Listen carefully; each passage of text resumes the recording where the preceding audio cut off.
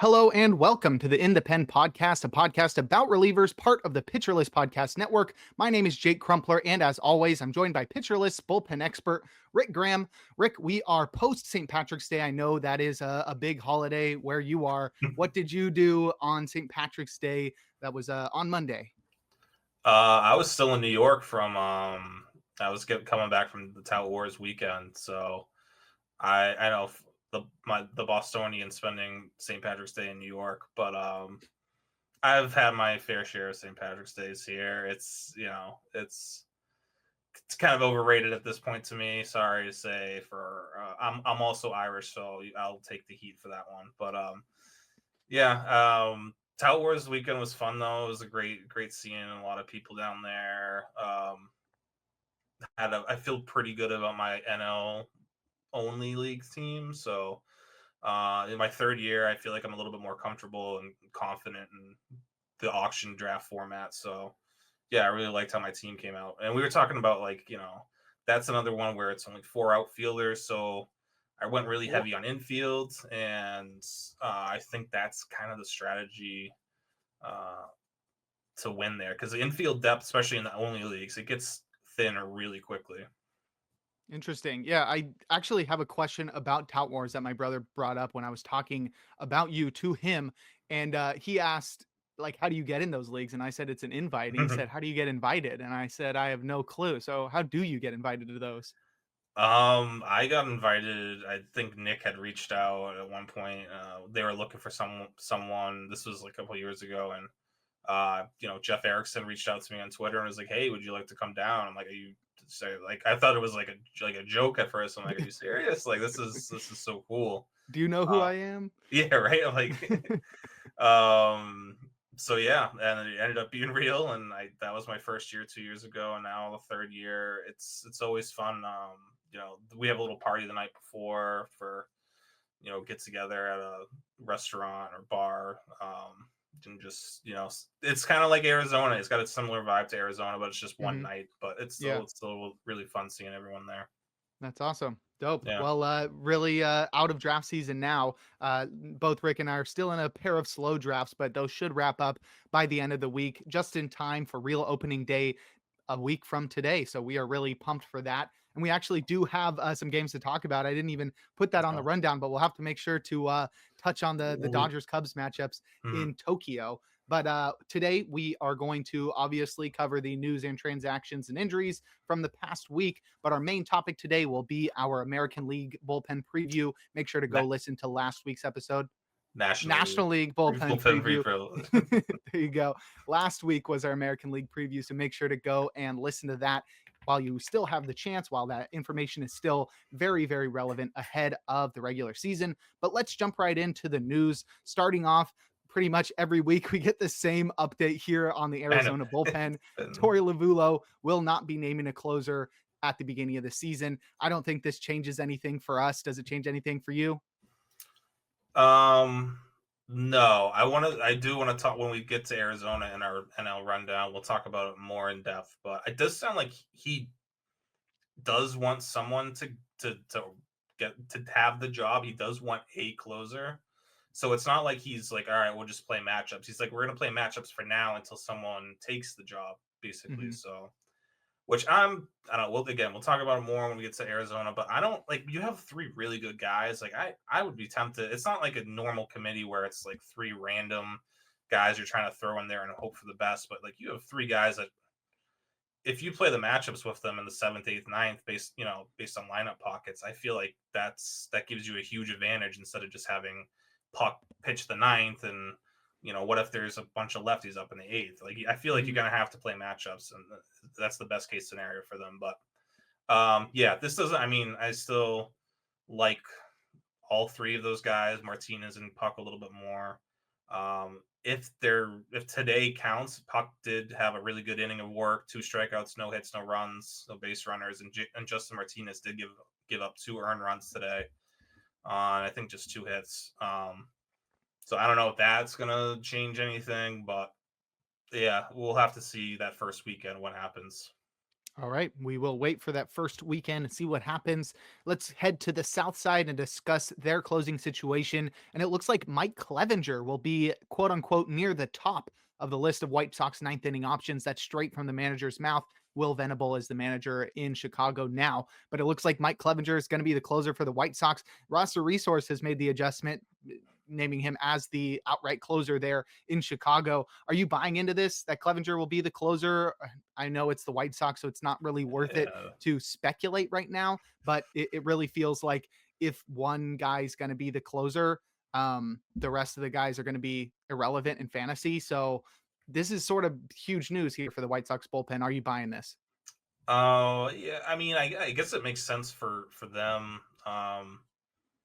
As a guy that they brought in cheap. They can hopefully get the most reliever innings out of him, good reliever innings out of him as possible, and flip him at the deadline. So you're getting something from nothing here. I guess over the guys that he's competing with, I really like Gus Varlin the most, but yeah, Clevenger has looked good. The velo ticking up and moving to the bullpen definitely helps give him some more life. I don't know if you'd have to be in an AL only or like I don't even know in like a TGFBI if I really care about Mike Clevenger that much. Just you know, it's tough because again there's some of these guys that are just bad human beings and like he's just not good enough for me to really I guess Overlook that. yeah I mean yeah, I think he'll start as the closer, but what are we going to get from the White Sox? I don't think it's going to be worth rostering. I don't think he's going to exactly, you know, help with strikeouts or ratios that much. So Yeah. I'm probably still avoiding the White Sox if he has I mean, I'll be fine to miss out on him, but if he has a good 2 first weeks, then maybe we'll change our tune. Yeah. I mean, it's not like even besides the White Sox part of it, it's not like Mike Clevenger's been that good for the past few years. No, Across the last 3 seasons, he has recorded a 4.20 ERA, and that strikeout rate is very bad. I think it's below 20%. That's 19.4%. So it's not, yeah, you're right. He's not going to have a lot of strikeouts. The whip's not going to be great. The ERA is not going to be great. Maybe, like you said, he plays up a little bit with that increased velo out of the pen, but I wouldn't bet on him doing that. It's not like he's been a reliever throughout his career. He relieved in 13 games in the first 2 seasons of his career, 2016, 2017. That's almost 10 years ago at this point. So it's not like we have any idea of what he's going to be like as a reliever, or like if that's going to be any good, if he can be good enough to maintain the role, let alone be a fantasy relevant guy. So yeah, I'm probably steering clear as well, unless I'm in the very, very deepest of leagues. I'm not in the very, very deepest of leagues, but maybe some of our listeners are, and they can go pick up Mike Clevenger if they have the ability to do so. Now let's talk about some different colored socks. We'll talk about the Red Sox. And we have sources suggesting that Aroldis Chapman will be the closer to open the season. Liam Hendricks is, I don't know if this is a direct quote. It's from Rick Graham. Makes sense, Liam Hendricks said. So it's Aroldis Chapman as the closer in paraphrase. Boston. Is that confirmed? Is that finalized? It sounds like that's where they're leaning. And that's Hendricks kind of talked after the game today. So this was like an hour or so ago. And Hendricks was, essentially, yeah, Chapman deserves it. He's been the best reliever here this spring. Something along the lines of that. So it sounds like maybe he's aware of that Chapman's going to be the closer as well, opening day. So, and yeah, I mean, it makes sense. He's been the best reliever in March for them. Slayton looked good today. I think there's still a chance Slayton gets that job eventually because we've all seen Aroldis Chapman's Jekyll and Hyde, approach where he could go 3 outings in a row, walking 9 guys, and we'll see what type of patience Alex Cora has with that. So I mean, Chapman, yeah, probably should be rostered at this point, but I would also, if you're holding on to Justin Slayton, just give it a little while, give it a couple weeks, see how Chapman looks and how Cora manages this bullpen because Chapman's the only. I mean, Justin Wilson's probably going to be the other lefty in this bullpen.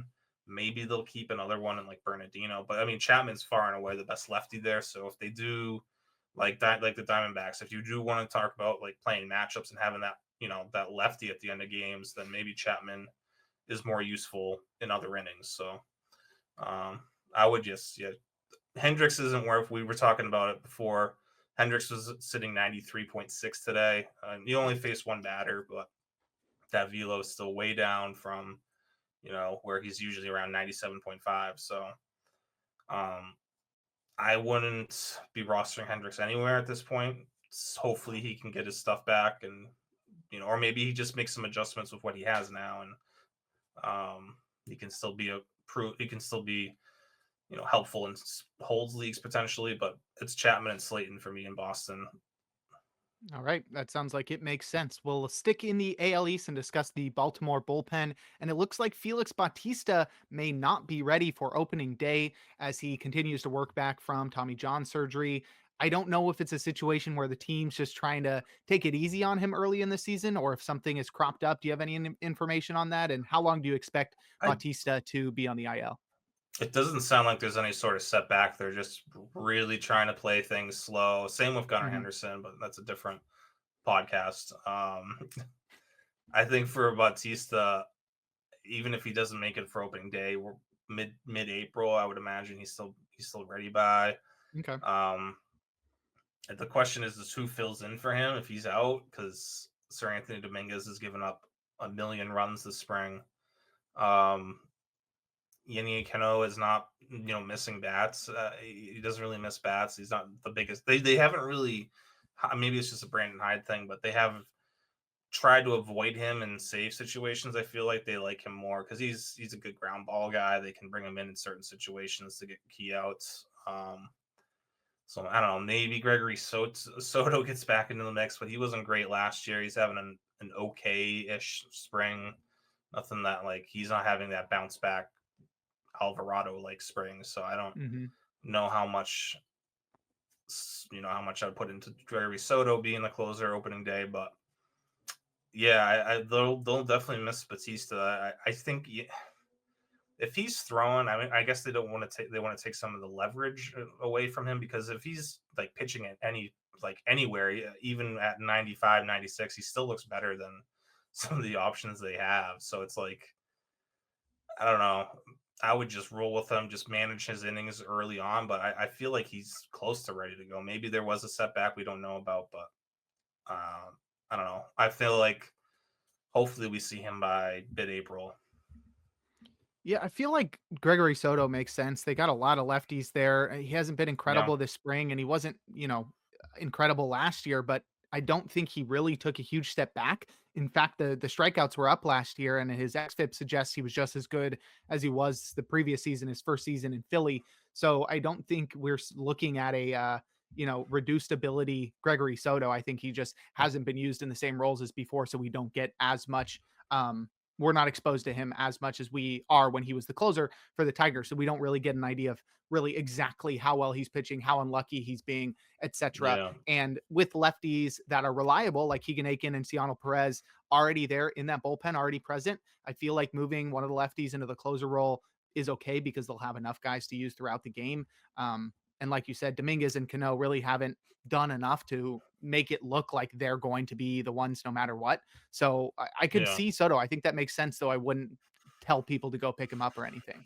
No, maybe deeper AL only type leagues, but I mean Keegan Aiken is the best reliever there, not named Felix Batista. But I don't Hmm. think that they would, if it was a long term thing, if they were looking for a closer for half the year, like maybe Aiken would get a chance. But I think for a short for a stopgap, they're probably going to go with someone with more experience there, like Soto or Sir Anthony.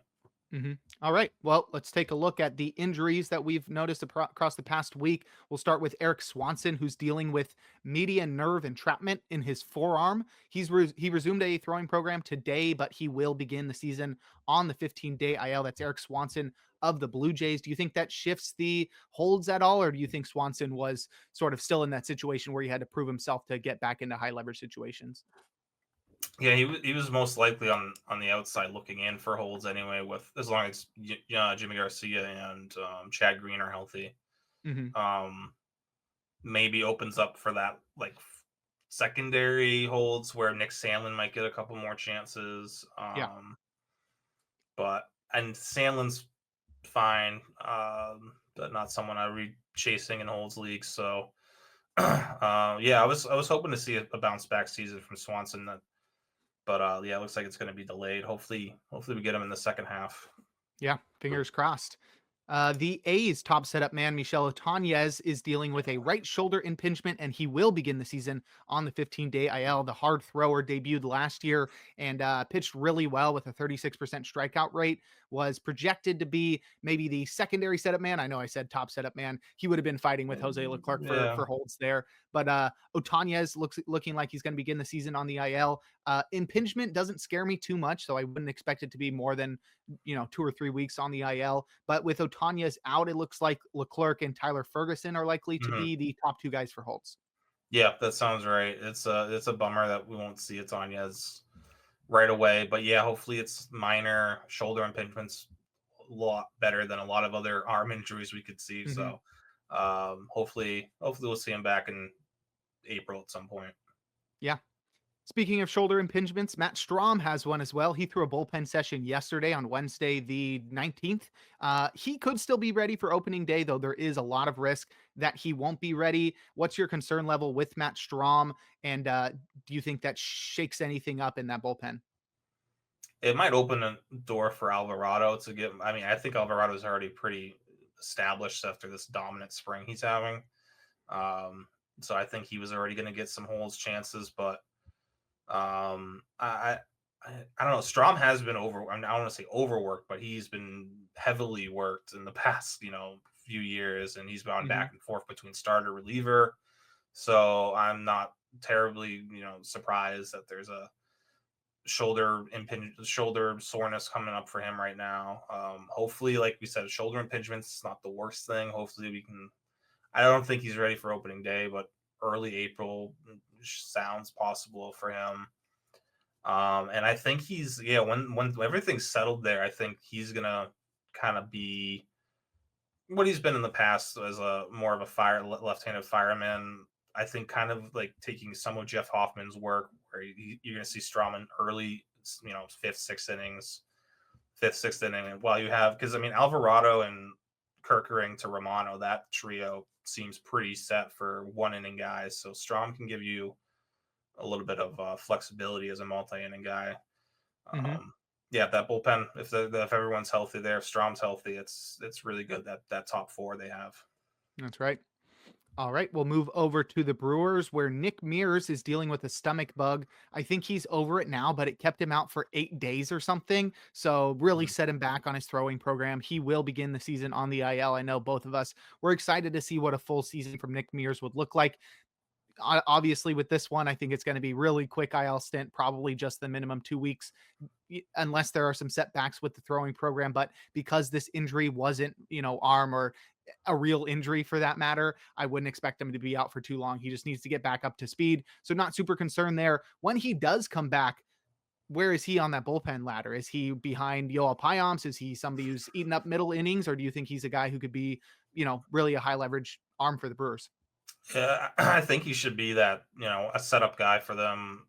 It's really thin after Trevor McGill at this point. Hmm. They optioned Craig Yoho yesterday, which was kind of surprising. He's had a really good spring, and we know Hmm. how good Yoho can be and is going to be. So I guess we'll have to wait on him. But like Koenig and Hudson, I know had the great first half last year, but second half really fell off. Maybe we can, reclaim some of that first half magic. But it's yeah, I mean, I'm not a Joel Payamps believer, so it's really thin after McGill here. So they'll need Mears, and it sounds like yeah, it's an illness, so he should be ready to go at early April. So yeah, I would expect Mears to slot right into a setup role there. Okay. And our last bit of injury news involves the Dodgers as they made their official IL placements ahead of the beginning of their regular season. Michael Kopech landed on the 15-day IL with forearm inflammation, Evan Phillips to the 15-day IL with a shoulder injury, and Edgardo Henriquez to the 15-day IL with a metatarsal injury. They also put Brusdar Gratterall and Michael Grove on the 60-day IL, but those are just, you know, moves that they had to make, guys we were expecting to be out for a long Yeah. time anyway. None of these moves were surprising as well. Though I feel like this might be like the perfect time to transition to talking about the Tokyo series. What do you think? Yeah. Okay, Sure. let's jump right into it. So that first game, no surprises there. Tanner Scott got the save in the first game. I think that got everybody excited too, just seeing him come in and be used as a Yeah. traditional closer and get the save right away, especially with Trinan pitching the eighth. So it looked like, we got everything sorted out. And then we get a save opportunity the second game. And nope, no, Tanner Scott's nowhere to be found. It's Alex Vesia. So what are you taking from these two games? Well, I think the first game was how they plan, how they plan to have that back end shape up, with trying and work in the eighth and Scott working in the ninth most of the time. I don't know. Kasparius looked really good. I don't. Maybe he'll And be the landed seventh. Knack in the second Yeah, game. and Knack too. And God, it's silly the talent they have. Yeah. Hey, it's ridiculous. I don't know if Kasparius is like kind of like going to be their seventh inning guy, and then they brought out like the B team on the next day because Yeah. it's Kirby Yates. early. Yeah, it's early. They don't want to use guys on back to back days. Hmm. Um, so yeah, then you got Yates and Vesia able to go the next day. I mean, and now you're missing all. We just talked about all the injuries they have. I mean, there's just so much talent here where they can kind of do that. Like, here's our A squad leverage guys. Here's our B Hmm. squad. Like, if we need to, it's not a big deal because Alex Vesia is really good. Kirby Yates in the eighth inning as the like B team guy, like that's Hmm. crazy. Yeah. Again, like we talked about, kind of Yates. He's a luxury for them. He's like whatever. He'll just do whatever they ask. He's hoping to win a ring. But I don't see Yates might even have a hard time getting like a ton of holds because of so many options are here. And it looks like, I mean, Trinan looked really good. Scott looked really good. So yeah, it would take some injuries for Yates to get into that closer mix there. But yeah, I mean, just seeing Vesia work the ninth. I don't know if that was matchup based because they had, I think, Kyle Tucker and I'm someone other. pulling I it think up. there might have been another lefty due up in the ninth. So I'm not sure if that was It why they was did that. Because top of the order. It was Hap, yeah, Suzuki, Tucker, Turner. But Turner uh, was a pinch hitter for Michael Bush. yeah, that's right. So that So was two lefties out of four, one righty, one switchy. Yeah, I don't know. He yeah, was fired up though. He was pumped to be pitching I the know. ninth. Yeah, yeah. I mean, Vessi is a really good arm that's kind of lost in the shuffle right now. So Hmm. yeah, I mean, Trinan has thrown harder than he has in a few years. Scott was fired up as well. Yeah, this bullpen just all around. It's going to take some time, I think, to figure out from a save holds perspective, like who are going to get the consistent holds here, because there's going to be chances. It's just like, is Ben Kasparius going to become a guy? Because if so, like his stuff is so. This is really like his stuff grades off the charts, and the Hmm. results show it. So if Kasparius becomes a guy, then all of a sudden he leapfrogs Yates maybe. We'll see in the actual regular season how things work out. But yeah, the bullpen's exciting. The team is ridiculous. They're gonna win 130 games or something. So Let's hope not. I know it's just they're silly good. That's right. All right, let's wrap up this section by discussing the loan transaction we had as Craig Kimbrell returned to the Braves on a minor league contract. Somewhat interesting considering that bullpen, I wouldn't say is wide open, but there's certainly opportunities. I don't think Hector Neris and Eniel De Los Santos are locked in. I know Joe Jimenez could be out for the season. They've got Ian Anderson projected as the long reliever. There's plenty of opportunities, I think, for Kimbrell to get in here, but he's going to have to get on track. I know I wouldn't expect him to have been working out to be game ready all off season, having not been on with a team, though I'm sure he's still able to pump 90 miles an hour. But so wouldn't expect him to see, I wouldn't expect to see him in the bullpen early in the season, though. If we see some injuries crop up or maybe some underperformances from the guys that don't have their roles locked down, maybe we see Kimbrell in April. What's your opinion on this signing of Craig Kimbrell with the Braves? Yeah, we might be able to see him in late April. They're throwing dart. I think with the injury to Joe Jimenez, they're realizing how kind of thin they are, like right-handed relief depth. Mm-hmm. Because Pierce Johnson is somewhat reliable. I'll give you that. But then after him, it's I like Daysbel Hernandez, but I don't. He's young, he's inexperienced. And then Hector Neris is a dart throw, as is Eniel de Los Santos. So I think they're just bringing Kimbrel, hoping to throw another dart, maybe get some of that Braves magic with him. Mm-hmm. Debuting there and pitching for 8 years in Atlanta or something like that. So I, and that said, I mean, there's still more upside there than Hector Neris, probably De Los Santos as well. So I'm sure we'll give Hector Neris a couple weeks, and then if we have to cut bait with him, we'll bring up Kimbrel as he gets ready to go in the minors. But I don't think from a fantasy, I mean, obviously for saves, as long as Iglesias is healthy, he's the guy there. But maybe holds leagues, and maybe Kimbrel by the end of April will be someone to keep an eye on. Yeah. All right. That all makes sense. And that will wrap up our news, injuries, and transactions section for this episode of the podcast. Next, we'll move on to our main topic. But first, we're going to take a quick break here on In the Pen.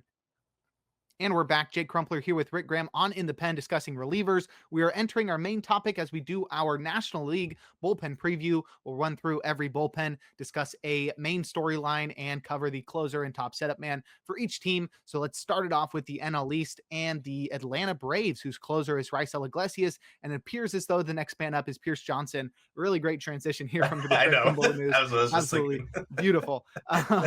So I think the main question here is, because we don't have really any questions with Raisel Iglesias's role or his abilities at this point, is who is going to be the top setup man? I mean, if Pierce Johnson is the top righty, can we really count on him? And maybe one of these lefties, Aaron Bummer or Dylan Lee, can step up. Who do you think is going to be the top setup man by the end of the year, or at least throughout the season?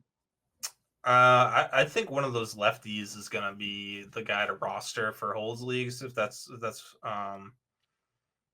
I'm leaning towards Dylan Lee, but Aaron Bummer did have a pretty good bounce back season last year. He's one of those guys like in that Joe Kelly realm where he's just consistently unlucky, which means like there's something more. I feel like it's not just it's not just bad luck if it keeps happening. Mm-hmm. But maybe a couple tweaks could get him on the right track. I really like Dylan Lee's swing and miss stuff, though. I mean, he had the second highest swing and strike rate of all relievers last year. So he only had 9 holds. Bummer only had 2 holds. I feel like both of them are destined to have double digits this year, or at least close to it.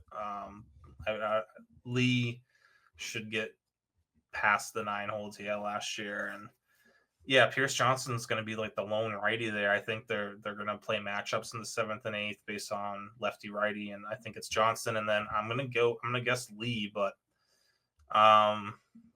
Bummer is not someone to be slept on as well. So right now that's the top 4, and it really drops off after that, unless again like Daysbel Hernandez has a ton of talent, but I don't know. We haven't seen a huge sample size from him yet, so perhaps he could work his way into a role. Yeah, maybe. I will echo your sentiments on Dylan Lee. He's always been really underrated, and you've always been somebody that has identified his talent. Just incredible stuff. His four-seamer's got incredible movement. He's a tall guy too, and he throws not really hard, but he finds a lot of success. Tons of strikeouts thanks to that slider. So that's Dylan Lee. Could be the top setup man for the Braves this season. It's looking like that right now. So let's move over to the Marlins. Right now, it looks like the closer competition is between Calvin Fauché and Jesus Tinoco, while the next man up appears to be Anthony Bender. I feel like the main question that everybody's asking is, will one of Fauché or Tinoco solidify himself? Right now, it looks like Fauché might still have the leg up. I'm still leaning Tinoco, but I really wonder if once we get into the regular season, if one of those guys is going to, really cement himself as the closer, or if they're going to leave the door open for the other to come in, or altogether for neither of them to be the closer. And, maybe Nardi is able to come back from his injury, or Bender's able to come back, whatever. Do you think one of these guys can solidify themselves? No. I feel like I feel pretty confident and at this point that like I don't see either one of the Fauché or Tinoco's um being the closer past April. I want to say it's going to be Anthony Bender. He's looked better. He's not quite back to where he was like pre-surgery, pre-injury.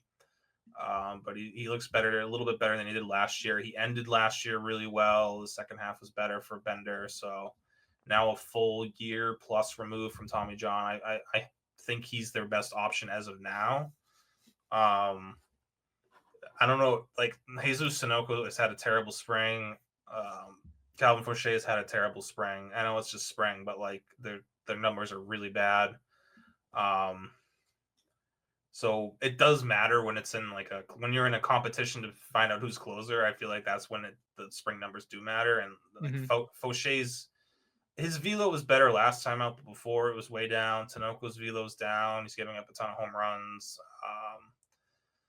I just Bender for now, but I want to. I don't know if this might be really a shot in the dark, but Lake Bakar. I think that's how you say his last name. Has some intriguing metrics. If anyone else out of these three is gonna kind of make a jump into that discussion, I would say Bakar is a name to keep an eye on. But this is starting to kind of be in like White Sox territory where I might just completely fade the situation. I'm hoping Tinoco can figure things out because I've been on Team Tinoco all spring as well, but he has not looked that great this spring. The velo's down and he's not had results. So And you were um, saying something about Andrew Nardi before the podcast? yeah, Nardi. I mean, Nardi would have had like this would have been a great opportunity for him, but Yeah. he's starting the year on the 60-day IL with a back with his back injury still um, flaring up. So he would be if like this is still a mess by the time he comes back in May or June. He could slide right into a closer role potentially because there's just no one that blows me away here. It's like taking that role and just running with it. And it won't be Fauché. Maybe Tanoko can get the velo back, and I don't know. It's just a mess all the way around now. You mentioned Lake Bakar. I don't know. You're right. I have no clue how to pronounce that one. I want to say Yeah. Bashar. But and that's not because I think I know how to pronounce it. That's just because I'm a big Bashar fan. I'm gonna go for another deep guy, and that's Ronnie Henriquez. He was a starting pitching prospect for the Twins, and he was claimed, I think, off waivers by the Marlins this offseason. And Okay. and to be completely honest, this is gonna sound incredibly stupid.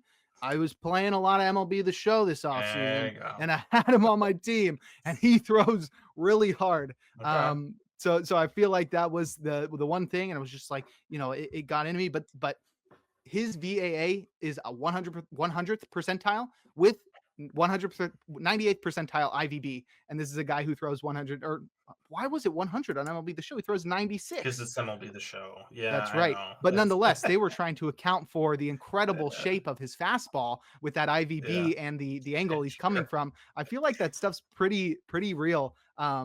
At least on the Yeah. fastball. So if he can get the changeup and slider to be, at least with inducing pitches, then this is a guy with the ability to go multiple innings and get a bunch of strikeouts. So I'm excited to see him get an opportunity.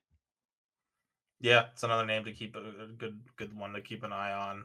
It's All right. really up in the air. It could be anyone. Yeah. By May, we might have a name that's not on this like Yeah. That's what I was trying to depth look chart for. here. Yeah, it Yeah. could That's be. Yeah. So Yep. So that's Ronnie Henriquez and the Marlins. Let's move over to the Mets, whose closer is Edwin Diaz, and the next man up, probably AJ Minter. And I feel like the storyline here, just considering the fact that I the rest of that bullpen is interesting and not interesting in my there you opinion. go. Like I feel like there's interest in determining whether or not these guys are going to be good in the next season, but it's nothing like actionable. It's not like we're checking in on Ryan Stanek's RotoWire page to see updates on what's going on with him. So that leaves the only question for Edwin Diaz. And for me, I feel like I still have lingering concerns uh, about his abilities. I mean, we saw him struggle in the first half last year. We saw him have incredible struggles at multiple times throughout his career, Yeah. injuries and performance wise. So going into this season, do you have any lingering concerns about Edwin Diaz's ability?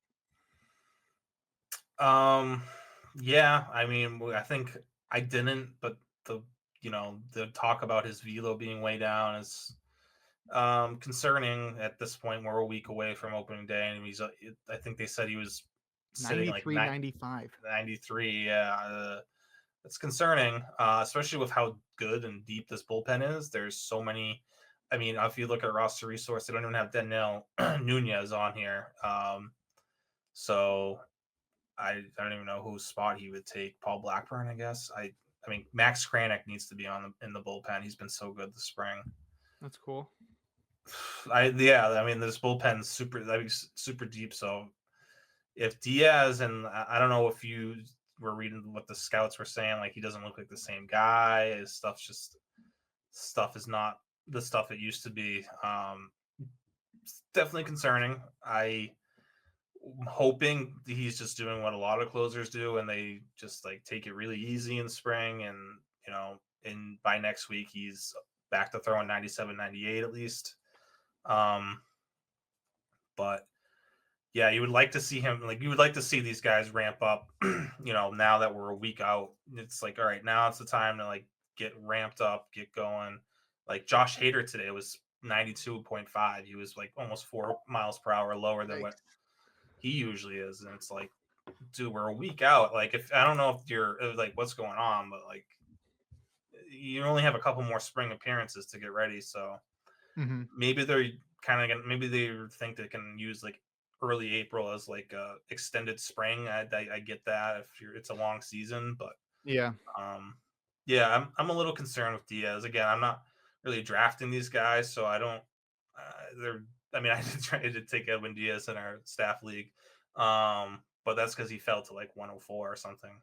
Mhm. But yeah, we'll give him. I think everyone gets at least these types of guys get like a month or so. I think Diaz, as long as we start seeing the velo creep back up in the first 2 weeks, I'll be a little bit alleviated. And but the Mets aren't gonna mess around here. If he's not right, they have so many options to turn to. I mean, Daniel Mhm. Nunez would be a really good closer if he's healthy. I mean, Ryan Stanek probably could be fine too. So um, yeah, we'll something to keep an eye on and monitor. But I somewhat optimistic, cautiously optimistic. Diaz will be okay by early April. But Yeah. who Yeah, knows? those that Yeah. velo is definitely concerning. I hadn't heard about that, so that's Yeah. definitely something that will change my opinion there. Definitely increase my concerns. Let's move over to the Phillies, where it looks like the closer's going to be Jordan Romano, while the next men up are likely to be Orion Kirkring and Jose Alvarado. I feel like my question here is: was last year a fluke for Romano? Does he get back on track? And if not, who replaces him if he falters? And that question is important to me because there's so many options. It could literally be anybody to replace him as the closer. So I was wondering, what's Yeah. your opinion on the next man, the real next man up if Jordan Romano falls? Yeah, I think it's because yeah, Romano's having a really good spring. He looks like the Romano we've you know become accustomed to in Toronto.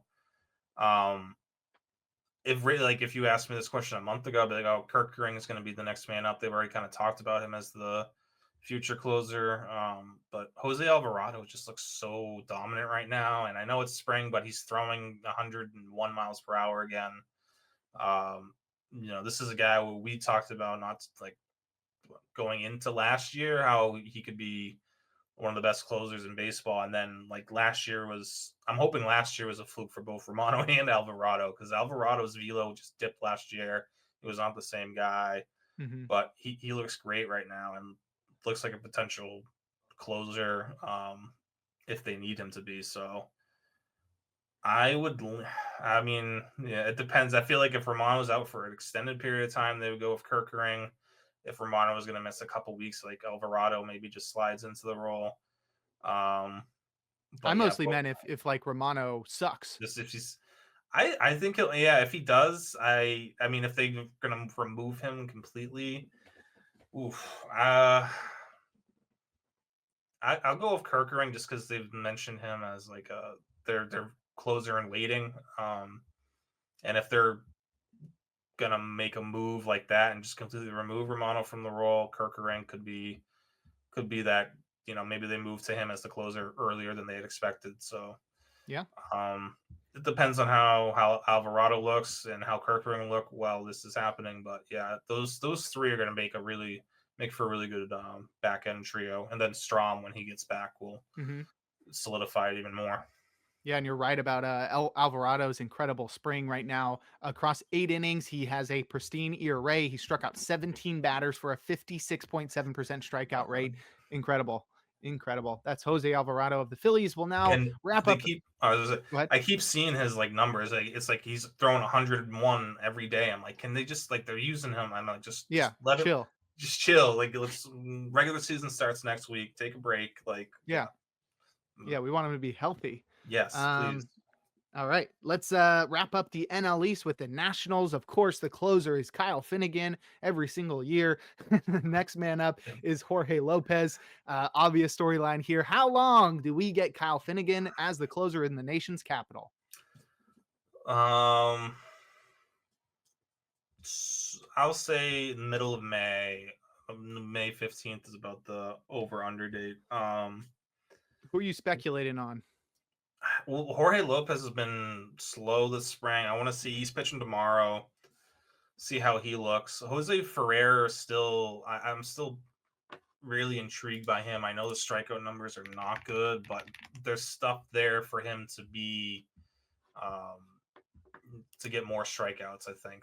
I mean, he throws really hard from the left side. He's really done a better job with swing and miss stuff this spring. Yep. 12 strikeouts to 8 innings. So I would love to see him in the closer role, and I think he's better than Kyle Finnegan for sure. Finnegan did look. I guess I didn't see it, but he pitched tonight, and the reports were that he looked better than he has because he was not looking great before tonight's outing. But I guess he was up to 98, so that's good to know. I still don't have 98 or 96. I don't have too much faith in Kyle Finnegan keeping the role too much longer, especially if Ferrer's throwing that well. If he keeps this up, I feel like they'll have to insert him into the closer role eventually. Yeah, it's not just going to be Hunter Harvey or nobody right now. We're not just That's what it like used putting to be. all I of know. our hopes in Yeah, him. right. Yeah, it was just like, Yeah. please, Hunter, And then figure Hunter your Harvey stuff was out. hurt. Yeah. So bad. That was 2 years ago, right? Yeah. Yeah, that was terrible. Close, so close. All right. Now we'll head over to the NL Central, but first we're going to take a quick break here on In the Pen. And we're back. Jake Crumpler here with Rick Graham on In the Pen discussing relievers. We are working through our NL bullpen preview. We're entering the NL Central, and we'll start here with the Chicago Cubs, whose closer is Ryan Presley, with the next man up being Porter Hodge. I have as the storyline, can Presley recover his pre-24 form? And if he does that make him a top 10 closer? I'd also like your opinion on his outing from the Tokyo series. The 3 walks. Yeah. It was Hey, a he bit of pitched a. the ninth. Yeah, he did. I mean, they went Hodge to Presley, so we got some sort of confirmation there that Presley's the closer, even though that shouldn't be a surprise. Definitely shaky and a shaky outing, but I'm not going to put too much. It's a weird situation being over in Japan for like 2 games, and see what he does back next weekend. I don't know if he recovers his pre-24 form. I think he can still be a top 20 closer. I don't know. There's a lot of good if everyone for the most part stays healthy. I don't think he's a top 10 closer level talent. I don't think the strikeouts will be back to where they were in 22, 23. The fastball is just dipped, and it's just not. It's really he's become like a curveball slider guy, and I just don't have a ton of faith in him being able to get hitters to chase enough for him to regain that strikeout rate. So I think Presley's more. I think he can be enough smoke and mirrors where he can be a pretty good, closer and a top 20 guy. I mean, his slider is really good still. Curveballs still grades out well. So I'm fine with Presley and where he's going in drafts, and he's got some weird ADPs depending on what platform you're on. I don't know if you noticed, like in Fantrax, he's like at 386 or something. Really? Yeah, but that's, I think, I don't know. I think that's because when he signed me or when he was Probably. traded, yeah, but they Yeah. just never updated it. So you can take advantage in certain leagues of where his ADP lists him and get him for pretty cheap. So um, that said, I mean, Hodge has looked really good. I think he's gonna be good. I think Hodge will be a good closer eventually, but I still give Presley at least 2 or 3 months there before we see any sort of change.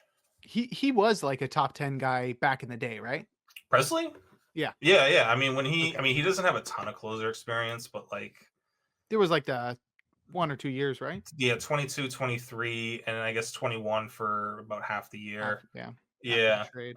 Um, yeah, I mean, the strikeout numbers in 22 were ridiculous. And then 23 is when he started showing some cracks, and that's why I think they went out and got Josh Got Hader, Hader. Yeah. and that ticked off Presley. So hopefully he can use that as some fuel to have a huge season. Yeah. Maybe get paid one more time. Yeah. All right, let's move over to the Cincinnati Reds, who will likely deploy Alexis Diaz as their closer, leaving a few guys to be the next man up. Scott Barlow, Taylor Rogers, and Emilio Pagan are all in the mix. The only question we have here is when are they going to get rid of Alexis Diaz? But really, will anybody else get the chance? I feel like that's my question going into the season is, are we going to see Alexis Diaz in the role all year long because Terry Francona likes to have a set closer? Or does Diaz finally get removed from the role after, extended period of struggling? I And does Well, somebody yeah. else get a chance? There is an article I just googled Alexis Diaz. This article came out 2 hours ago. Oh, MLB.com, where it's Alexis Diaz is um, not the can no longer be presumed as the closer, according to, whoa. yeah. So I mean, I know Terry Francona has not really said anything too highly of him yet. So basically, they're going and there's some work to do. What he thinks Diaz is going in the right direction, and he was very non-committal when asked if Diaz would be the closer opening day. So Wow. um, Who you got? that's the next question. I mean, Scott Barlow's looked really good. Taylor Rogers has looked pretty good for the most part. Those two guys have closing experience. Mm-hmm. That feels more Terry Francona's speed. One of those two veteran guys. Yeah. Um, but I mean, Emilio Pagan's got some closing experience too, and I think he's a distant third from those two guys at this point. I don't think if Tony Santillan was killing it this spring, I think he'd be in the mix, but he's kind of been iffy. So I mean Barlow was averaging like 94. Was it today or yesterday on his fastball, which like we've never seen from him. That's high or low? 94 is high. He's usually like 92. Yeah, Cool. like so. But I mean, he's had a mixed spring. 1.13 WHIP, 7 strikeouts over 8 innings. So maybe I don't know. Francona's never been one to play matchups, but maybe that's how they start the year off. We'll see. With Barlow and Rogers being the kind of mix and match options at the 8th and the 9th. But I don't know. This bullpen, they haven't really said anything yet. So it's another one. There's a lot of bullpens we're going to find out some stuff in the next week or so, hopefully.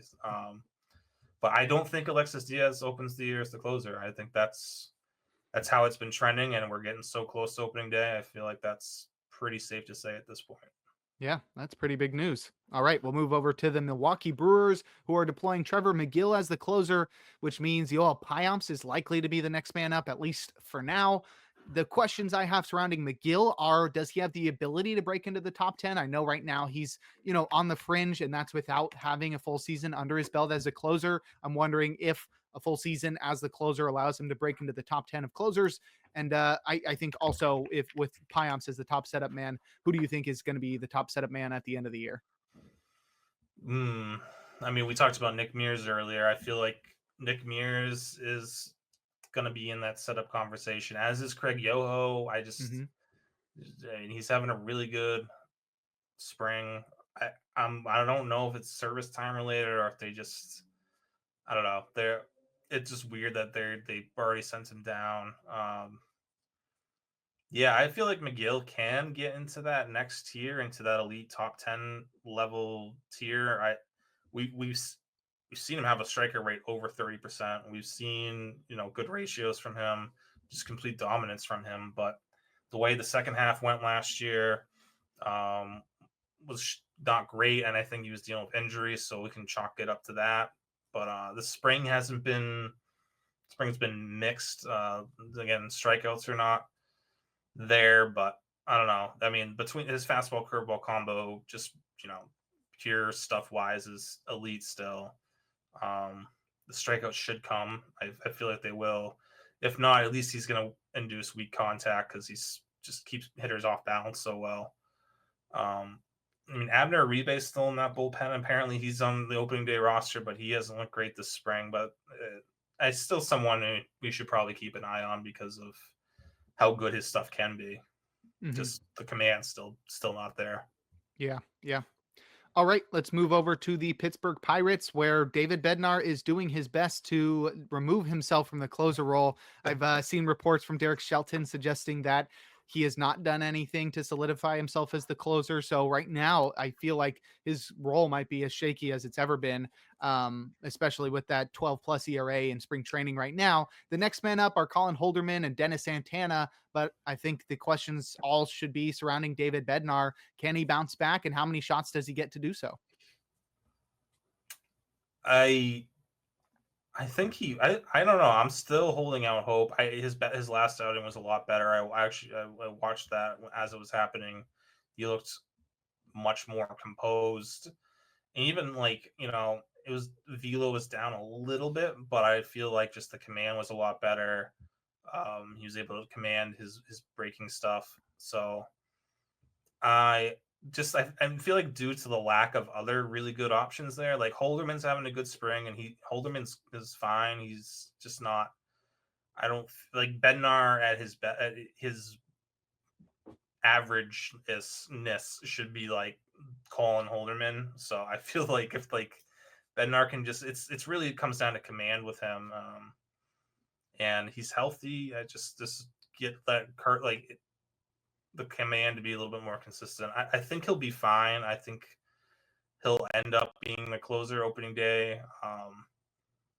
They'll probably at least give him a few weeks, but yeah, I don't love anyone else there to like be like go run out and grab Dennis Santana, who's not Yeah. looked that great this spring.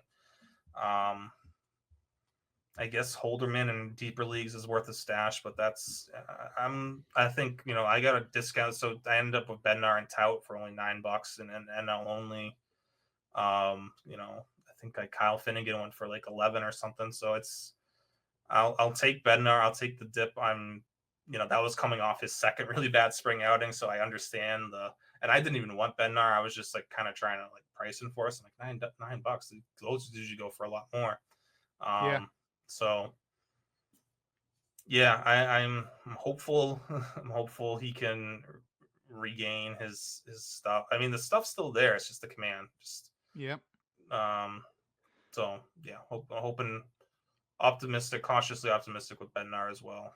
Yeah, if he can get that fastball upstairs and the curveball low, he should be good. Though Justin Lawrence is in the bullpen now, so you never know. I'm still Yes. holding out hope that him outside of Coors is going to be absolutely electric. So maybe we see keep Justin Lawrence on your radar, and I don't mean on your watch list. I mean like in the back of your head where you see his name and you're like, oh yeah, how's this guy doing? All right, Yeah. let's wrap up the NL Central, discuss the Cardinals, whose closer is Ryan Helsley. Next man up, I don't know, Ryan Fernandez, Jojo Romero, anybody. Storyline here, I'm not really sure. I didn't know where to go with this one. I feel like, you know, a lot of questions here are whether or not Ryan Helsley can get a lot of saves again. Seems to be the only question where it's Yeah. like everybody's drafting him for the 49 saves.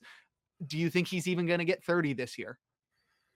Yeah, I think if he stays in St. Louis, he should get 30. If he's healthy and stays there, yeah, he should get 30. I don't know. I'm guessing he's going to get traded, and there's I would say probably a 60% chance he ends up a closer wherever he goes. You never know. I literally could be the Dodgers. I keep joking about that, but like the Could be. Dodgers could just be like, why not? We'll add Ryan Yeah. Helsley to be our fifth inning mop up guy. Like it's like we can. Like they just are at that point where they don't care. Um, so I will say he should eclipse 30. I'm not really I'm not down on him, but I'm not high on him. I'm just kind of like He's being let someone drafted else so take high, him. like sixth Yeah, closer too. It's so hard to go for him.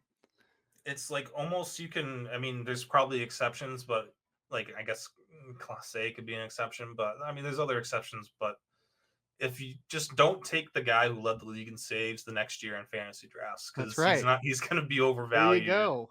Like We he's figured it not gonna. out. Yeah, it's just like don't take the guy who led the league in saves because he's going to Never. be way overhyped. That's right. Or Yep. Yeah, even it's not even about them being bad the following year. It's just about no, you it's having to just pay up for last year's you're not saves. getting 48 saves. Exactly. Yeah. So Even 48. Yeah, and he had 49 last year. or 49. That's yeah, 49. Who would take over for him if he does get traded? That's the Fernandez? thing. Yeah, I guess so, but I don't love anyone here. I don't know this pitching staff in general. The Cardinals pitchers are just like a headache. Yeah. They Outside, I love their mean, old dudes. yeah, they have some. I mean, like Quinn Matthews is going to be fun. Potentially Tim Kent's, but I don't. Not in the bullpen. No, I'm just talking about pitchers in general. Out of the Okay. bullpen, they don't really have. I mean, anyone that excites me that much. Matthew No. Liberatore has looked pretty good in the bullpen, but is he a Hmm. closer? I don't know. Maybe. Yeah, Um, that'd be a weird transition. if they trade Helsley and they're having a down year, it might just be worth kind of skipping, depending on someone could emerge during the year. So we'll have to wait and see. Yeah. All right, let's that'll wrap up the NL Central. Let's move into the NL West to wrap up our National League bullpen preview. We'll start with the Diamondbacks, and there's been so much focus on this one, especially on our podcast. Closer competition right now between AJ Puck, Justin Martinez, and Kevin Ginkel, which means one of those three will be the next man up, or all three just interchanging throughout the season. Easiest question: who's the closer? Who leads this team in No. saves? I'm still gonna say AJ Puck. Because I think an interesting wrinkle that was thrown into this whole closer discussion is I don't know if Lavulo said it, but I've seen Joe Mantiply's name has been mentioned too in Really? the mix. So kind of giving them another lefty that they clearly trust, and I feel like that That's All-Star Joe Mantiply. all-star Joe Mantiply. Sorry, only one of these guys I think to make an all-star game. So I mean, Yeah. if you're talking about experience, they want a guy who's done it. I mean, maybe that's what they're talking about. Maybe they want Joe Mantiply to be the closer. That would be Craig a Kimbrell shock. was available, man. That would be that's true. But I don't know. They've done weird things before. Like remember last year they had Ryan Thompson get like a couple Mhm. saves when we were trying to figure out who was going to replace Paul Sewald, Yeah. and we were thinking of like these three guys, and then they went with Ryan Thompson, the Submariner. It's like what? That's Yeah. what are we doing here? So maybe Joe Mantiply is a real option. I don't know. I think I prefer. I want to see these three in the last three innings, and I think you just got to play matchups. Like when you go to a series, whoever it's against, like you're right, AJ is going to get these three guys. Justin Martinez gets these three. Ginkel gets the other. Like you know what I mean? Like it's easy to play matchups when you have this Yeah. type of talent. So, um, yeah, though it'll be interesting to see though, because it does sound like Lavulo wants a guy to lean on. A lot of the managers have been kind of leaning, like talking like that this year, which is kind of a reverting back to where we were trending, where it was like, AJ Hinch just wants to play matchups and big guys based off lineup pockets. That's how he's going to use his bullpen. But Hmm. looks like a lot of these other managers still are hoping to have that closer solidified. And I get it. It's nice to have like a set role of when to get warmed up and like Yeah. all that. So I get it. But with this situation, I just feel like they're all so good that they could really just play matchups. But I like Puck the most. We know that Martinez is a close second. And then Ginkel's still really good. I just don't think he's on that level as Puck or Martinez yet. Yeah, I think teams will just always do whatever the Rays do. So 2 years ago, when they started using Yeah, yeah. Fairbanks traditionally, everybody reverted back. And so Right. whatever the Rays are doing, I think that's what most of the teams are going to do Right. because it's viewed as the smarter thing to do. So right Mm. now, set closers are in style, so we're back on that.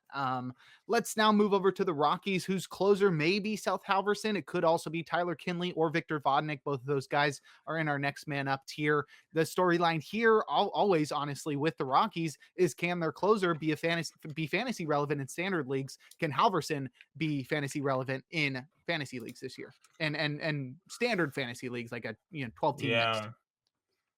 I thought so. I've been going like back and forth on him. I do have hope that he can. I think like we talk about shape a lot, and his fastball shape's not good, but he throws 100, so I think that can cancel that out. Mm-hmm. So so it should be fine. So it just comes down to like the splitter, slider. Is he going to be able to get swings and misses at the MLB level? He did last year in a small sample, and he was pretty good at in the minors, getting strikeouts as well. Um, I I still like, of anyone, like, again, I want someone who's going to throw 100 and have a bunch of strikeouts, and if they're going to succeed at Coors. And Victor Vodnik throws, like, they have like five guys who throw 100 now. It's crazy, but Yeah, the only ones who get to have like a strikeout track record is Halverson and who's the lefty that is interesting, but Luis Peralta. Peralta, yeah, but Yeah. like I don't know if that strikeout rate's gonna continue for him. So yeah, it's Halverson would be the only one I'm still interested in. I mean, Tyler Kinley's probably gonna get some saves, and Vodnik will probably factor into. They should, if the Rockies knew what they were doing, they should have Kinley as the closer, try to pump up his value and trade him eventually. But they don't like to trade. They'll probably give him a 4-year extension instead. So I don't know Yeah. if that's what's going to end up happening. So it could be Halverson just getting the job from the get go. Roster Um, resource has adjusted. They've got Tyler Kinley as the closer right now, and I think that's because he's been killing it in spring across 6 innings, no earned runs allowed, and a hmm. 45% strikeout rate. Yeah, I mean, he had a really good second half last year too. Maybe getting slept on a little bit, but um, yeah, I could see him. I mean, Kinley was like, I streamed him last year in NL and tout and NL only, and like it Mhm. worked out, but I don't think I would roster him. But you could stream him on good matchups, Yeah, I mean, they're not in especially on the road. Coors in the first week. Yeah, there you First go. weekend they're playing the where did they go? What the heck? Who are they playing? Nobody. The Rays. They're playing the Rays in Tampa or wherever they play. So I guess that's not a That's great not what. choice because That's that like ballpark is Coors. not good. Yeah. Yeah, East. Okay. Never mind. Never mind. Avoid Tyler Kinley. Yeah, but I don't. Yeah, it's gonna be interesting to see. He might have some value. I just, that whole pitching staff is not going to get him a ton of win or a ton of save chances anyway. So Yeah. I don't know. I'm probably just out on the whole thing. I want to believe in Halverson, but I want to see that he's got the job and he can be a consistent swing and miss guy first before trusting a Rockies reliever. All right. Next, we've got the Dodgers. Looks like the closer is Tanner Scott, with the next man up being Blake Trinan. Do you think saves are going to be spread out here? Or do you think Tanner Scott's going to get the majority of them? Or do you think it's going to be like that AB squad we saw this week? Yeah, I think yeah, I think Scott's going to be the A closer. That's how Dave Roberts is talking about how Scott's going to be the guy. He's going to get the ball in the ninth. That's the guy they paid money to. Trinan is probably going to be. I think if like anything happens to Scott, Trinan's the next man up to get saves, and then it might be Yates because of just his experience level. But I don't. Again, there's just. I mean, once Kopech and Evan Phillips get back, it's like, what do you? I don't even know. I don't know what they do if those guys are both throwing the ball well and if they're as pitching as well as they have in the past few years that we've seen.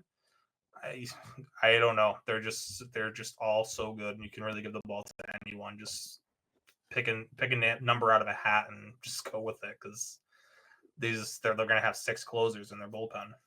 Yeah. Yep. Well, that's the Dodgers. Spent a lot of time on them today. We'll move over to the Padres, whose closer is Robert Suarez. And next men up are Jason Adam and Jeremiah Estrada. Can Suarez continue to survive without a changeup? If not, who gets the first chance? He's been throwing it more. He's been throwing it more this spring, but I don't know. That doesn't always carry over to the regular season. Yeah, there's Um, tinkering.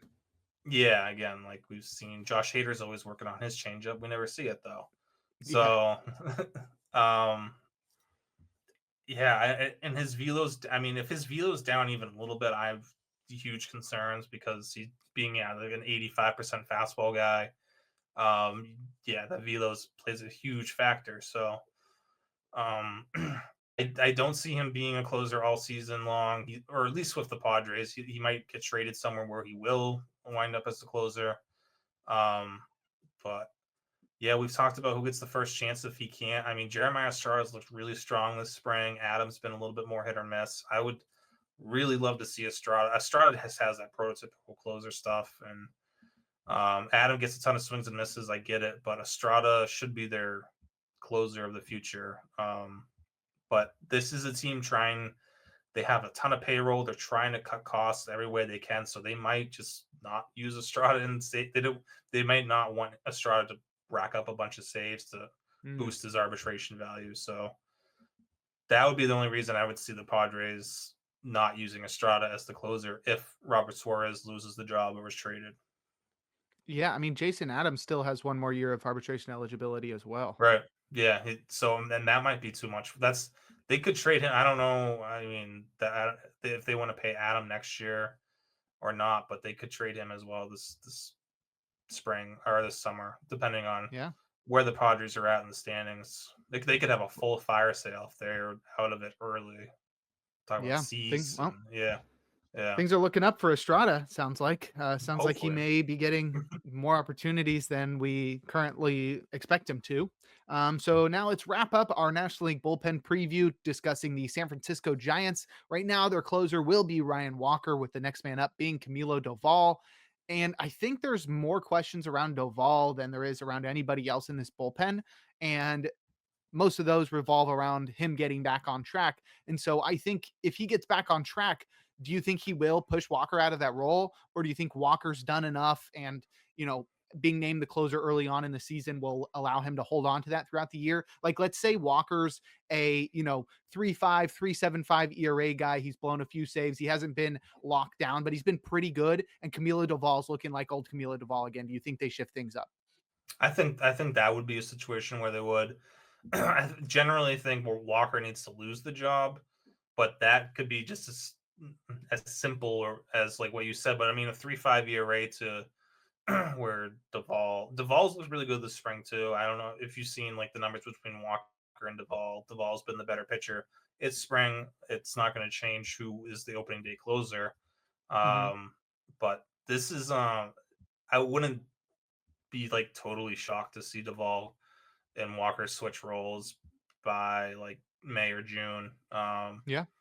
And especially with like the way Buster Posey's, kind of talked about Duvall, it's kind of one of his old teammates and friends. I feel like he would like to see Duvall get that role back because, and we've seen, I mean, when Duvall's good, when he's going, when he's well, when he's pitching at his best, I mean, he is a lockdown closer. So Yeah. if they can get him back there, but I still think it would take, if Walker does what he does last year, there's no way he's giving up that role. So Yeah. it's really in the Like, if balls they're and both really good, if yeah, it's Walker's as still. good as he was last year and Doval gets back on track, you think they're not gonna switch things up? I don't think they would switch. Yeah. You just have two elite eighth and ninth inning guys, and then Yeah. like that's um nice to have. But yeah, I feel like Walker would need to lose the role, so that could happen. I mean, last year might be more of an anomaly for Walker. I don't necessarily see that being true because I feel like everything should stick, but we'll see. He's had a little bit of a bumpy spring so far. All right. Well, that's the San Francisco Giants, and that's our National League bullpen preview ahead of the 2025 season. Our next podcast will be on opening day. So we will be discussing, all real stuff, all stuff, not hypothetical. Everything's going to be stuff that happened. Honestly, there'll probably be things continuing to happen as we discuss all in the years past, since we always record on Thursday and it's baseball's like favorite day or something to do big things. We always end up recording during opening day or during some important game. And I remember a couple of years ago, we had Reynaldo Lopez coming in Yeah. and throwing super hard. Last year, there was somebody came in and was doing some crazy stuff. But Mhm. it's always fun to get the first taste of major league action, and to have our reactions live is always fun as well. So make sure to tune into YouTube after the fact to watch the podcast, and definitely listen to the podcast as well. But that'll do it for this episode of In the Pen. Rick, why don't you go ahead and plug your social media and anything else you're working on? Yeah, you can find me on Twitter and Blue Sky at I am Rick Graham. Um, Working on. I just released save plus hold rankings updates this today. Closer updates were earlier in the week, and next week, I think next week we're going to start the regular season schedule. So All right. we'll have closer ranks on Tuesday, holds on Thursday, save plus holds on Friday. With a little bit of a wrinkle, we're going to have that bullpen depth chart's going to be a part of that. That save plus holds article. So every Friday will be. I mean, I'm going to update the bullpen chart throughout the week, so we'll have an updated chart. So hopefully, I can stay ahead of these things. But yeah, we'll have a lot of closers. I'm sure changing situations on that chart come the next 2 weeks. Awesome. Well, I look forward to those changes. You can follow me on Twitter at Jake Crumpler. You can follow the pod at In the Pen Pod. I have begun working on the First Pitch podcast. Those are live every single night between 1 and 4 a.m. Eastern time. So make sure to tune in the next 3 days throughout the weekend: Friday, Saturday, Sunday. Trevor Huth will be there, but I am there Monday, Tuesday, Wednesday, Thursday. And then we got this podcast as well coming out on Friday. So I'm podcasting all week. You can find me all over the Pitcher List Podcast Network, and maybe I'll come out with an article every month or something. We'll see. Still up in the air, but we'll catch you all next week. Thanks for listening.